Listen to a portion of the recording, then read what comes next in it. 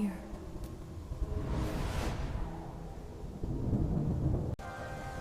Georgia isn't just haunted by history. It's haunted by the things history tried to forget. And once you hear the stories behind these places, you'll understand why locals refuse to go near them after dark. Tonight, we're stepping into the shadows of the state's most chilling corners, where restless spirits linger, tragedies echo through the walls, and even the bravest visitors don't walk away the same. Here are the top 15 haunted places in Georgia.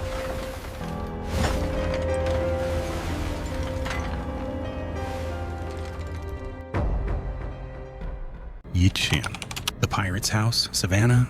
They say that if you stand outside the Pirate's House after midnight, the walls seem to breathe, exhaling the briny scent of the sea and old rum. At first, you might think it's just Savannah's damp night air, until you hear footsteps pacing beneath the floorboards. Long after the tavern is closed, locals whisper that a hidden tunnel once led from the cellar to the river, a passage pirates used to drag the unwilling into a life at sea. Some swear the tunnel never truly emptied. Visitors report a cold hand brushing their shoulder when no one is behind them, or the clang of tankards crashing in an empty room. A few claim they've seen a shadowy figure limping through the dining hall, leaving wet footprints that vanish before reaching the door. Was it a drowned sailor? Or one of the crew who never made it back to shore? And here's the part that keeps people awake. Every year, someone hears knocking beneath the floor slow, deliberate, as if a lost soul is still searching for the tunnel's exit. If you're brave enough to walk inside, listen closely, because the spirits of the Pirate's House don't just haunt the building, they notice who enters. The real question is whether they'll let you leave without following you home.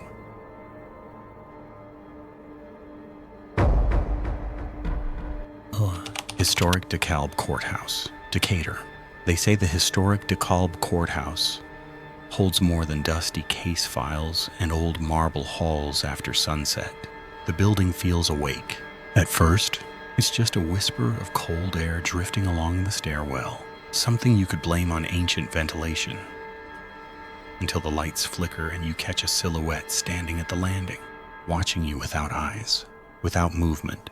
People claim the courthouse still echoes with the presence of those who once awaited judgment within its walls. Some visitors swear they've heard a gavel slam in an empty courtroom, followed by hurried footsteps that fade before anyone appears. Others report seeing a woman in a dark dress glide across the balcony, her reflection showing in the glass long after her figure disappears.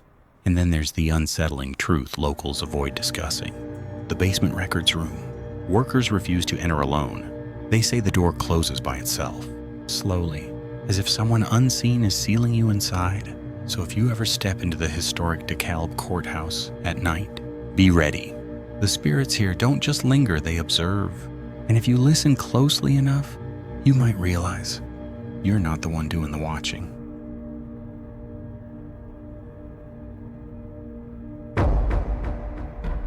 At 3, the Eliza Thompson House, Savannah. They say the Eliza Thompson House looks peaceful in the daylight. It's ivy-draped walls and quiet courtyard, almost too perfect. But once the sun slips behind the oak trees, the atmosphere changes, thickening like a held breath.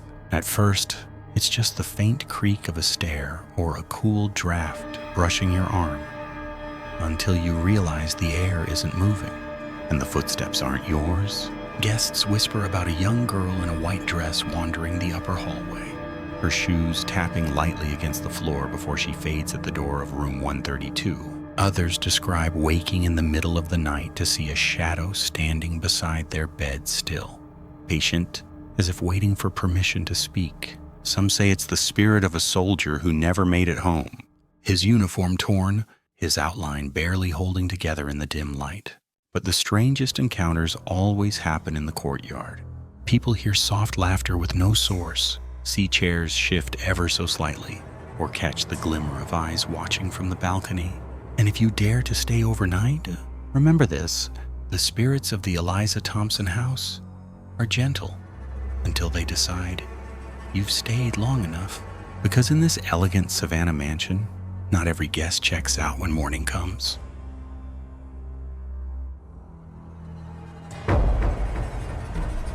Sarah, Marietta History Center, Marietta. They say the Marietta History Center comes alive only when the crowds leave, when the lights dim. The hall's empty, and the artifacts begin to remember at first.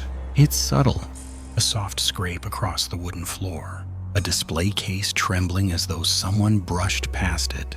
Easy to blame on old building quirks, until you notice a mannequin's head turned in a direction you swear it wasn't facing before.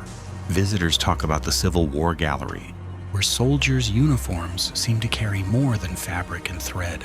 Some have felt a sudden weight pressed on their chest, like an unseen presence marching straight through them. Others describe a shadow slipping between exhibits, moving with intent, stopping just long enough to make sure you've noticed.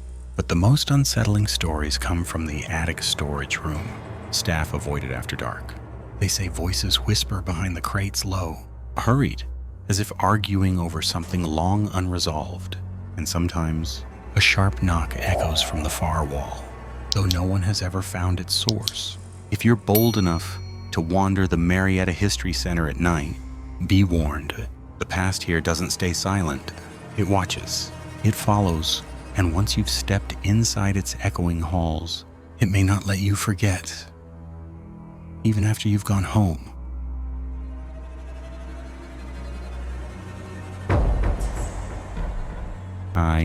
Andersonville National Historic Site. Hier in Cheaterbites, Uzachbien, Andersonville.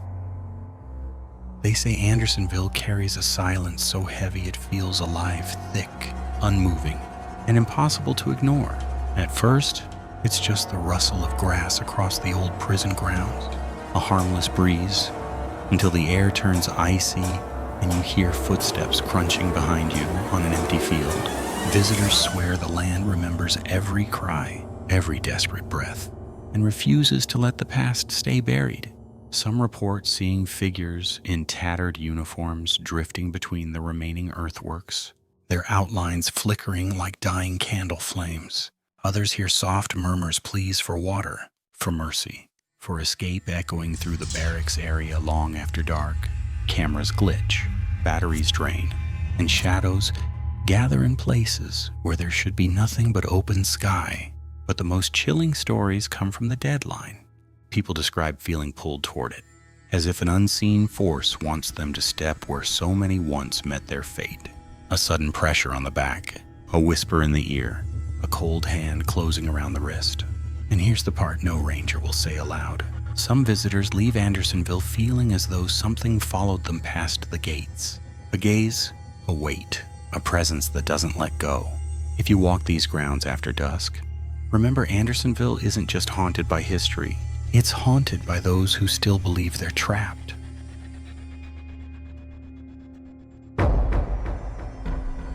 Site 432 Abercorn Street, Savannah. They say 432 Abercorn Street is the one house in Savannah where even the bravest refuse to linger.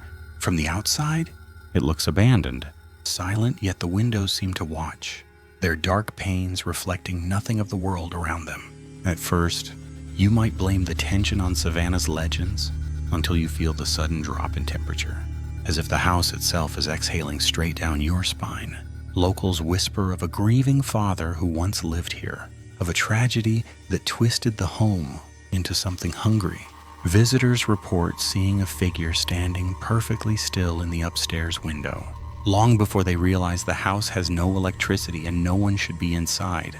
Some swear they've heard a child crying from behind the locked front door, the sound rising and falling like someone pacing the floor just inches away. But the courtyard is where the fear becomes undeniable. People claim their vision blurs, shadows stretch unnaturally, and a force presses against their chest as if something unseen is trying to push them back. And the few who've dared to step closer say the house responds, shutters snapping open, a window rattling violently, a low humming vibrating through the brick. If you ever pass 432 Abercorn at night, don't stop, don't stare. because those who do often leave with the strange feeling that something inside noticed them and might be waiting for them to return. 7. Marietta Cobb Museum of Art. Marietta. They say the Marietta Cobb Museum of Art becomes a different place once the doors lock for the night. The grand staircase that feels welcoming by day turns eerily hollow, every step echoing as if someone unseen is climbing beside you. At first, you might blame the unease on the quiet, until you catch a glimpse of movement in a painting that should be perfectly still. Visitors whisper about portraits whose eyes seem to follow them from room to room, shifting ever so slightly when no one is looking. Some have felt a cold breath against the back of their neck while studying a sculpture, only to turn and find the gallery completely empty. Others report hearing soft, deliberate footsteps circling them, slow, patient, impossible to outrun. But the strangest stories come from the upper gallery. Staff say a woman in a long, dark dress sometimes appears reflected in the glass frames, though she's never seen standing in the room itself. And on rare nights, a sudden wave of perfume, old-fashioned, heavy, unfamiliar, drifts through the air before vanishing as quickly as it arrives. If you ever wander the museum after dark, be warned, the art here doesn't merely capture emotion. It holds on to the spirits behind it, and once they notice you, they may not settle back into their frames until you've left, if they let you leave at all.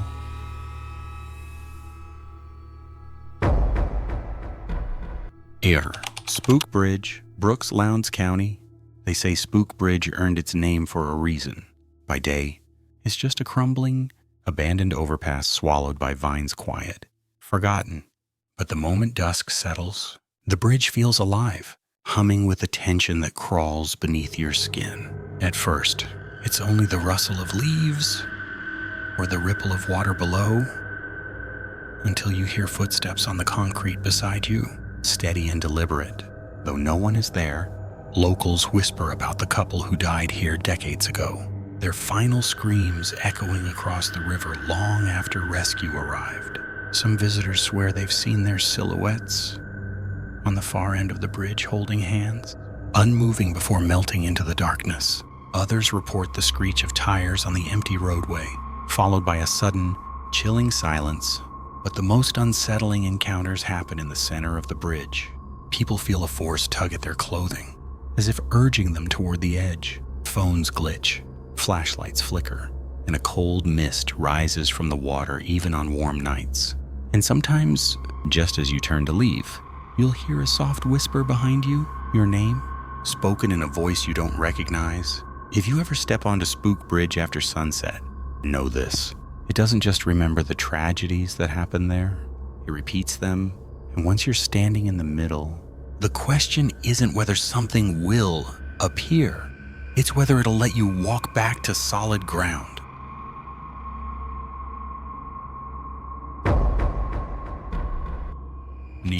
Bulloch Hall, Roswell.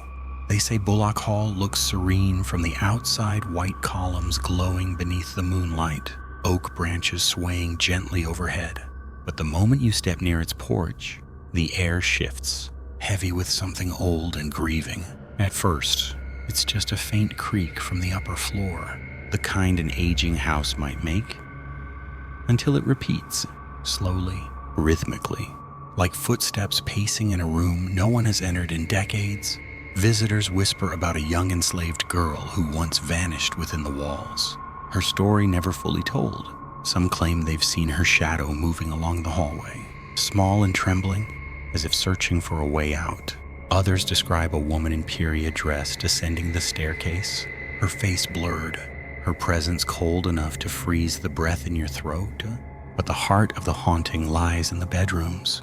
Guests report waking to the sensation of someone sitting on the edge of the bed, the mattress dipping under invisible weight. Closet doors open silently on their own, and soft sobbing drifts through the vents. Sad, distant, impossible to trace. If you ever visit Bulloch Hall at night, remember this: the house does not simply hold history, it mourns it, and those who wander too long inside might feel a gentle tug at their sleeve, as if someone lost in time is begging you not to leave them behind.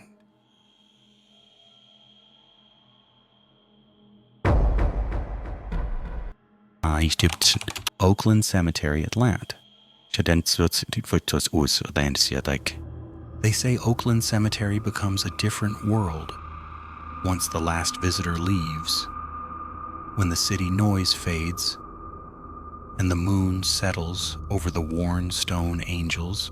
At first, it's just the sound of wind threading through the oak branches, until you realize the whispers you hear aren't leaves at all, but voices murmuring names you don't recognize. Some visitors report seeing lantern-like lights drifting between the mausoleums, glowing softly before darting away like they're avoiding being seen.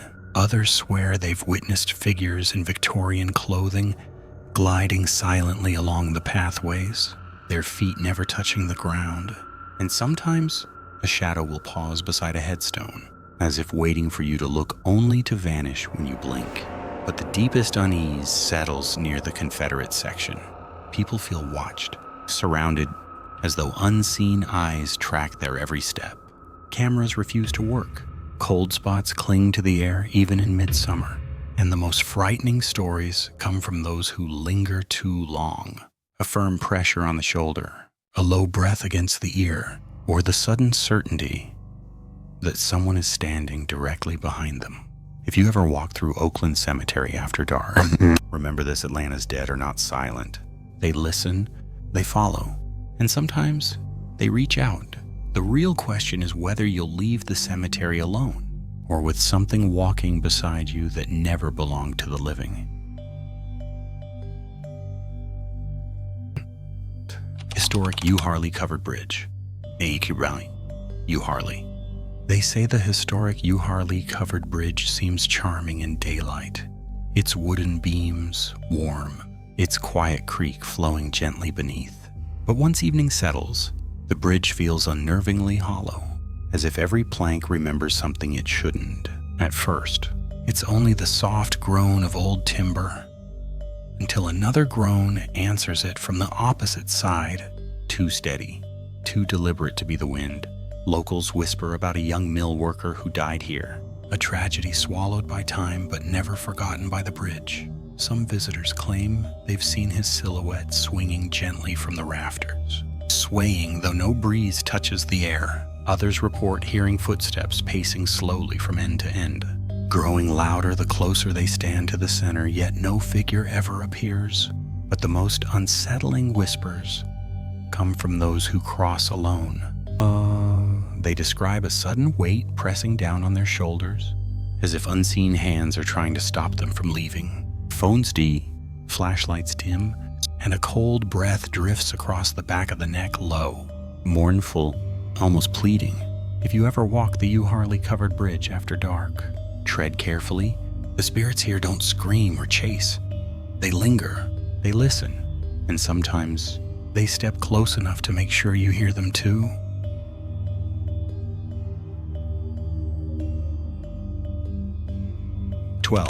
Madison Square, Savannah. They say Madison Square is beautiful by day, moss-draped oaks, soft sunlight, a calm that feels almost sacred. But when night falls, the calm turns unsettling, as if the ground itself begins to stir. At first, it's just a faint rustle behind you, a shift in the shadows, until you realize the shadows are moving against the light, drifting with a purpose you can't explain.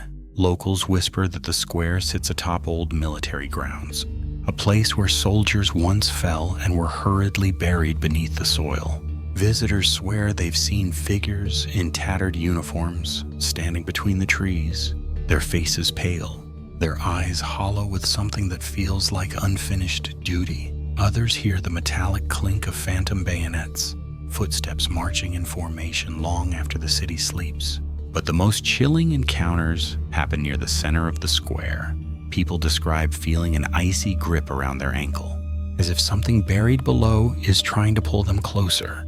Lights flicker, dogs refuse to cross the grass, and some claim the earth hums softly like a heartbeat, too deep to belong to anything living. So if you ever step into Madison Square under the moonlight, Listen carefully.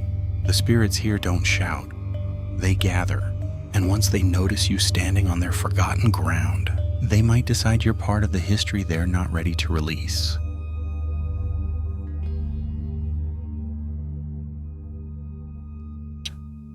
The Hay House, Macon. They say the Hay House shines like a palace in the sun, but after dark, its beauty twists into something far more unsettling. The moment you step inside, the air grows unnaturally still, as if the mansion is holding its breath. At first, you might chalk up the chill to old marble and drafty halls, until you hear a faint tapping from the upper floors, slow and deliberate, like someone knocking from behind a locked door. Visitors whisper about the lady in white who roams the grand staircase, her gown trailing behind her without a single footstep to accompany it. Some claim she appears only in mirrors standing just over your shoulder, vanishing the moment you dare to turn around. Others report the piano in the music room playing a single note at random hours, the sound sharp and lonely, echoing through the empty corridors. But the most disturbing tales come from the cupola at the very top. Guests who've climbed the winding stairs describe a sudden wave of dizziness, a tightness in the chest, and the crushing certainty that someone is standing inches behind them. A whisper, a breath, a cold hand brushing past their arm. If you ever wander the Hay House at night, remember this. The mansion doesn't merely hold memories, it clings to them. And once its spirits realize you can feel them, they might not be willing to let you go until they've shown you every secret still echoing inside its walls.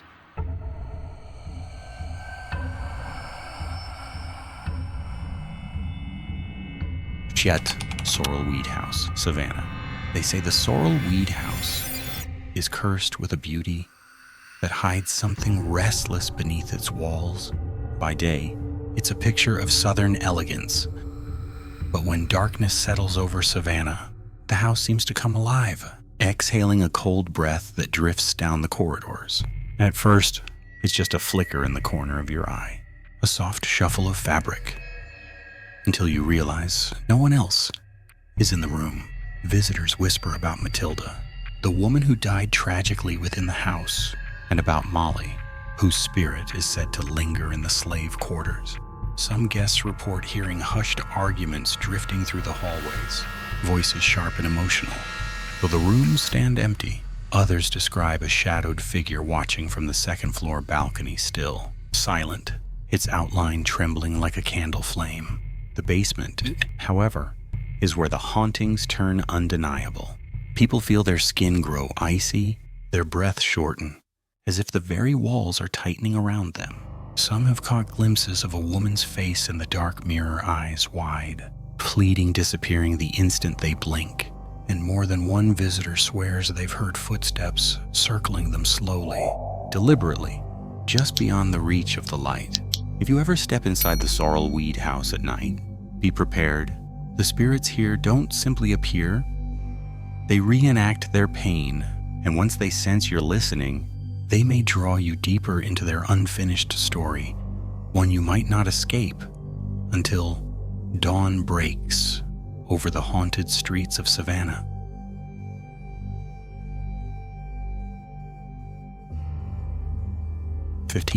Barnsley Resort, Andersonville.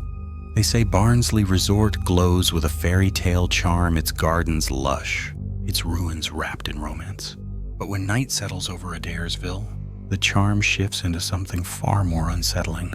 The moment you step near the crumbled manor walls, the air grows colder, as if the estate itself is mourning. At first, it's only a faint whisper drifting through the rose bushes, until the whisper forms a woman's voice, calling a name you don't recognize. Visitors speak of Godfrey Barnsley's wife, Julia, who is said to linger in the ruins he built out of grief.